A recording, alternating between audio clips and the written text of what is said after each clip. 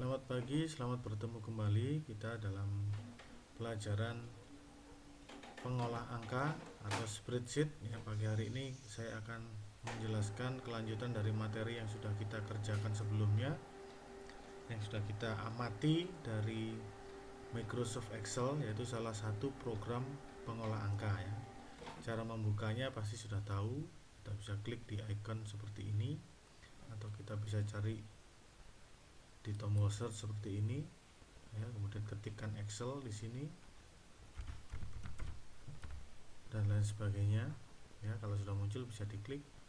Nah, kalau paling mudah biasanya itu ada di desktop seperti ini ya. Kita klik 2 kali. Nah, maka akan muncul aplikasi pengolah angka Excel ini dengan berbagai macam tombol-tombol bantu atau alat-alat bantunya, dan di atas akan tertulis book 1 karena belum pernah disimpan. Nah, kemudian kalau disimpan bagaimana caranya? Kita bisa klik di bagian tombol seperti ini, atau kalau misalnya di Office Excel 2010 atau 2016 kalau sudah ada ya, itu biasanya di sini ada tulisan file. Itu sama sebenarnya, fungsinya adalah sebagai office button. Kita klik di sini, maka akan muncul beberapa tools atau alat ya. Tools itu alat peralatan. Nah, untuk menyimpan pertama kali kita pilih tombol save ya. Itu bisa kita gunakan tombol save atau juga tombol save as. Namun save as ini biasanya digunakan jika sudah pernah disimpan dan ingin disimpan dengan nama yang lain ya. Perhatikan baik-baik, itu bedanya. Kalau save itu bisa langsung menyimpan untuk file yang belum pernah disimpan atau pertama kali simpan, atau menyimpan file dengan nama yang sama. Tetapi kalau save as itu bisa digunakan untuk menyimpan dengan nama file yang berbeda ya. Itu jadi kita save, atau kalau mau dengan cepat kita bisa gunakan tombol di keyboard dengan menekan tombol Ctrl dan S. Maka akan muncul jendela penyimpanan seperti ini. Kalau saya tekan di sini save, juga akan muncul jendela penyimpanan yang sama meskipun tulisannya di sini save as ya. Nah, kalau sudah, yang pertama kita lakukan adalah mencari atau membuat folder di tempat yang kita inginkan. Misalnya kita belum pernah membuat folder kita ya. Kita klik aja di sini data tadi biasanya, karena untuk C itu biasanya untuk menyimpan file-file program ya. Lebih baik kalau kita membuat data itu kita simpan, membuat file kita simpan di data D saja ya. Di sini kita bisa membuat banyak folder ya. Folder itu maksudnya ruang-ruang untuk penyimpanan yang khusus ya. Misalnya kalau sudah kita buka, klik D, kita klik new folder, maka akan muncul seperti ini. Nah, kalau sudah, kita bisa kasih nama, misalnya kelas 10 akuntansi keuangan lembaga ya. Karena ada 2 kelas, kalian bisa pilih tambahkan 10 akuntansi keuangan lembaga 1 atau 2 ya. Saya buat seperti ini karena saya mengajar di 2 kelas. Nah, setelah itu kita klik ya sampai berwarna biru seperti ini, klik 2 kali atau klik open ya, dibuka. Nah, di sini akan muncul disk PC ya, ini disk PC, subnya data D, ini subfoldernya lagi adalah 10 akuntansi keuangan lembaga. Di sini sudah muncul tombol save, tapi jangan langsung diklik, tetapi dirubah dulu namanya. Misalnya di sini latihan Excel 1. Nah, karena kita kan baru pertama kali ya yang latihan langsung, jadi saya akan, nanti kita bersama-sama belajar langsung praktek. Nah, bagaimana untuk yang tidak mempunyai laptop bisa mencatat cara-caranya atau langkah-langkahnya. Kemudian nanti kalau sudah ada laptop bisa pinjam, atau mungkin kita sudah masuk sekolah seperti biasa menggunakan komputer sekolah, kita bisa mengerjakan dengan baik ya, karena sudah ada langkah-langkah yang ditulis.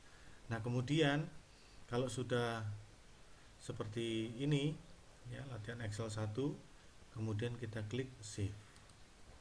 Nah, maka kalau sudah selesai di sini akan muncul latihan Excel 1.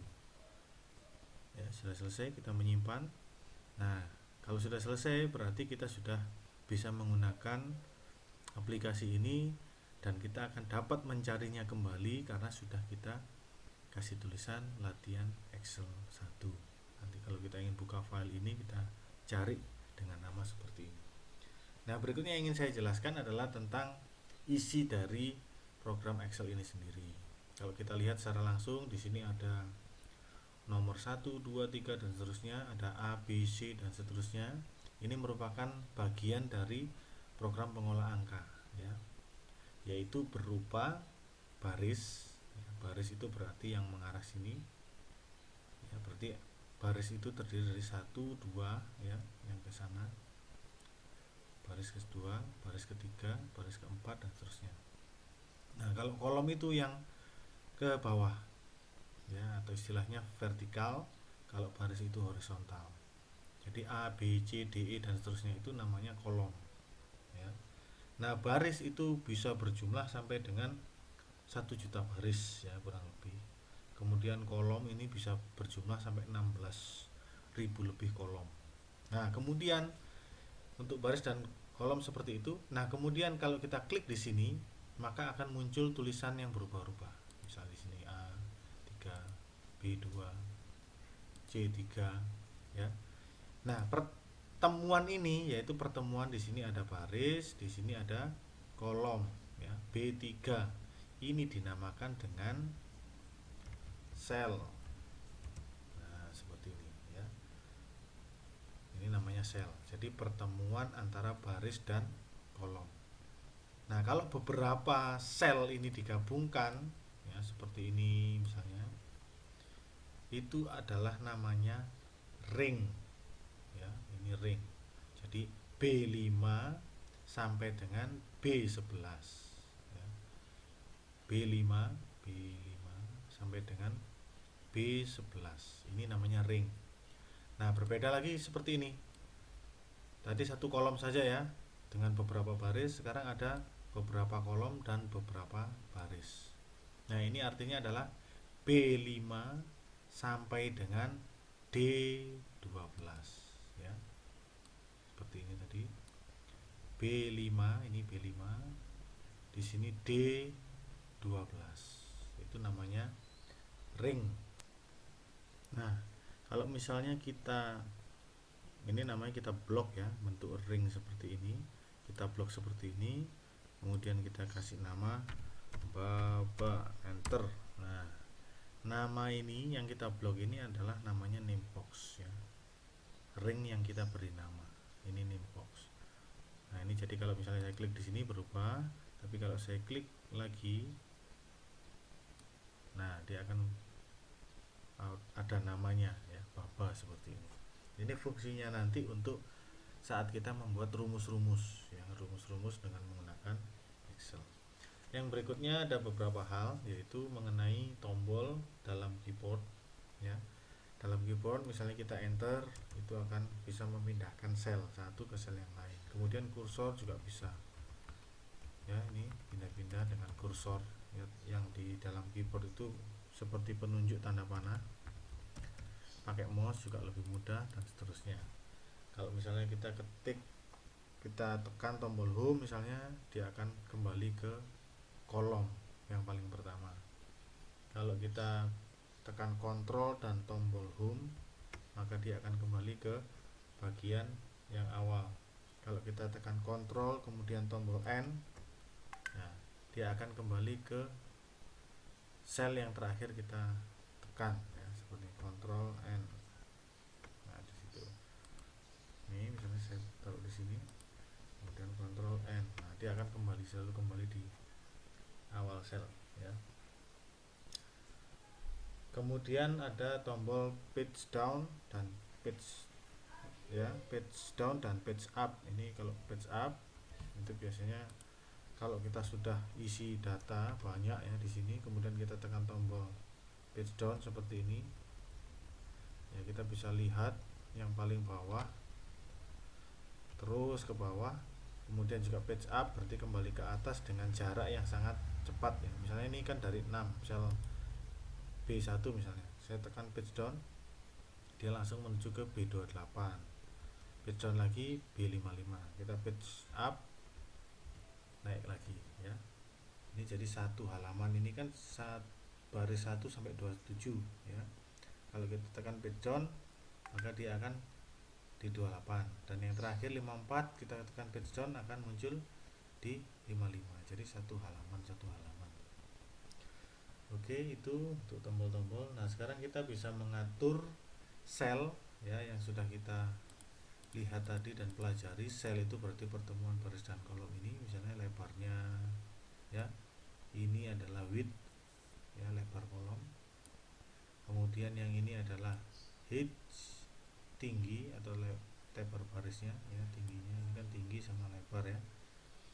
Nah, kemudian yang lainnya lagi ada banyak fitur-fitur, misalnya kita akan mengubah dengan tidak menggeser di sini ya, tetapi dengan cara masuk ke format juga bisa. Row height ya, misalnya ini kan ada 52, kita ganti menjadi 100 misalnya. Oh maaf, ini kebanyakan ya, 100 maksudnya, bukan 1000, ini tadi 1000. Klik OK. Nah, dia akan berubah lebar sendiri. Format, kemudian column width kita berubah jadi 100 juga, yang kebanyakan. Klik OK. Nah, dia akan berubah sendiri. Itu juga bisa. Kalau kita mau mengulang ya, misalnya bukan 100, kita tinggal tekan Ctrl dan tombol Z. Nah, seperti ini dia akan kembali. Nah, tombol itu bisa dilihat di sini, atau namanya undo ya. Kemudian di sini ada redo. Jadi kalau undo itu kembali ke sebelumnya, kalau redo itu kembali ke depan ya. Kalau ini kembali ke belakang, ini kembali ke depan ya. Seperti itu. Nah, kemudian juga ada fasilitas yang lain yang akan kita gunakan nanti. Kita akan membuat tabel-tabel. Jadi di sini garis-garis ini sebenarnya kalau misalnya dicetak ya, di sini ada page layout ya. Nah, di sini halamannya seperti ini. Kalau misalnya berubah halaman kertas, ini sebenarnya tidak akan tercetak. Ini hanya garis bantu saja ya. Tetapi kalau kita akan membuat tabel, itu harus kita buatkan garisnya. Misalnya kita buat di sini ada nomor, nama, nomor, kemudian di sel berikutnya nama, alamat misalnya. Nah, ini kalau dicetak nanti ya, misalnya kita preview ya, di sini ada print preview.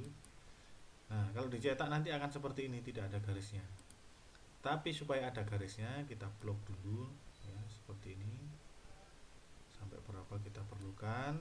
Kemudian di sini ada tombol border ya. Nah, border ini banyak pilihannya. Kita mau garisnya semua kotak ini dikasih garis, atau hanya bagian bawahnya, atau bagian atasnya, dan seterusnya. Nanti bisa dicoba. Klik all border berarti semuanya akan ada garisnya ya. Kalau kita print preview, di sini ada tombol print preview. Nah, maka akan ada muncul garisnya. Nah, untuk mengatur halaman itu kita bisa masuk ke menu page layout ya. Di sini ada margin, ini berarti garis. Ini seolah-olah contoh gambar kertasnya nanti kalau tercetak ya. Ini ada top, left, bottom, right. Top itu atas, bottom bawah, left itu kiri, right itu kanan. Ini header dan footer, itu untuk kepalanya, footer untuk catatan kakinya. Nah, ini kita bisa atur dengan memilih yang sudah disediakan, atau juga dengan mengatur secara manual. Misalnya halamannya di sini, atau portrait atau landscape ya. Portrait itu berdiri, landscape itu dalam posisi miring.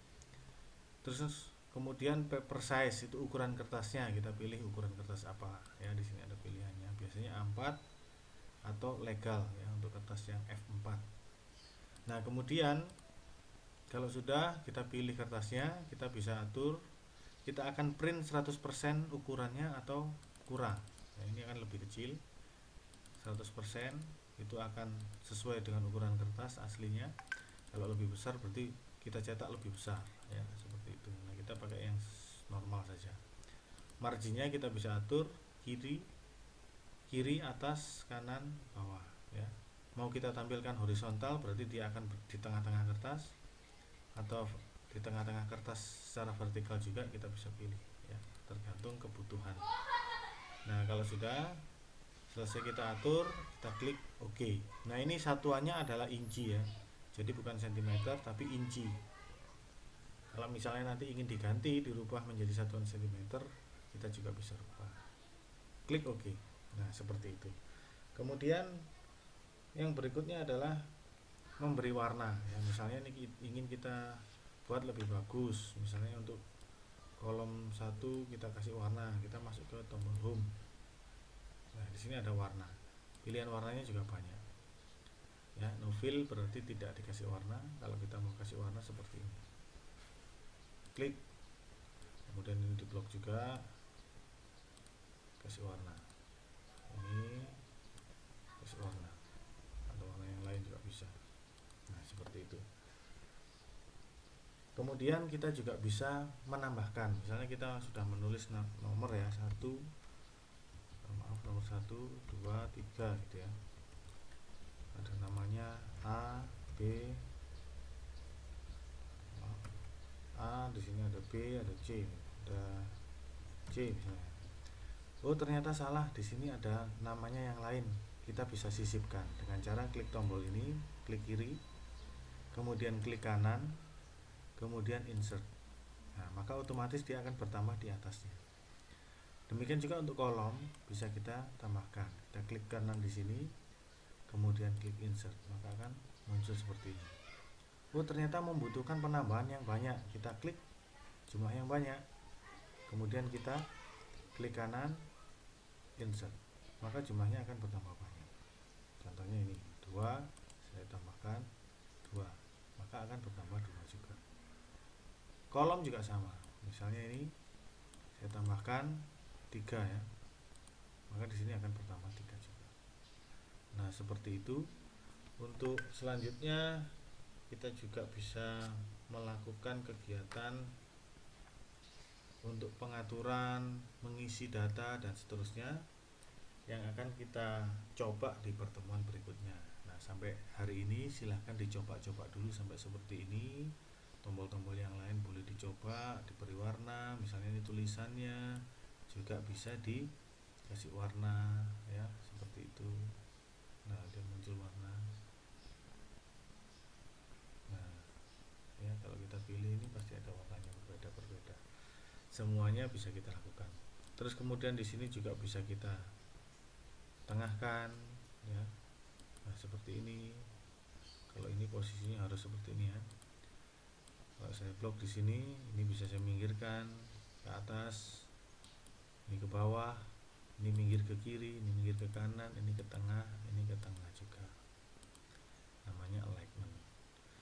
Ya, kalau kita mau menggabungkan satu sel semuanya ini, gunakan merge cell ya. Nah, jadi dia gabung. Kalau ini kan satu-satu, ini jadi satu sel. Nah, satu menjadi satu sel besar ya. Kemudian kalau kita menulis misalnya nama,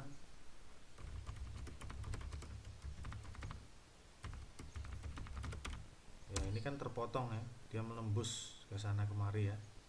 Nah, kalau misalnya kita ingin supaya tidak menembus seperti itu, kita bisa blok di sini ya. Kalau kita ingin semuanya sama, atau blok sebagian saja kalau hanya di bagian itu saja. Kemudian kita klik web text ya, dia nyala seperti ini berarti sudah berfungsi. Misalnya saya ketik nama yang cukup panjang sekali. Nah, dia otomatis akan membesar lebarnya, barisnya, sehingga akan kelihatan, tidak menembus barisnya. Ya, mungkin sampai di situ dulu. Silahkan dicoba-coba tombol yang lainnya. Semoga apa yang saya sampaikan dapat bermanfaat. Selamat belajar, semangat terus. Minggu depan kita akan terus belajar mengenai Excel sehingga kita akan semakin menguasai dan dapat mengerjakan segala sesuatu yang bermanfaat melalui program Excel. Terima kasih, selamat pagi, selamat belajar. Sampai jumpa, salam sehat selalu.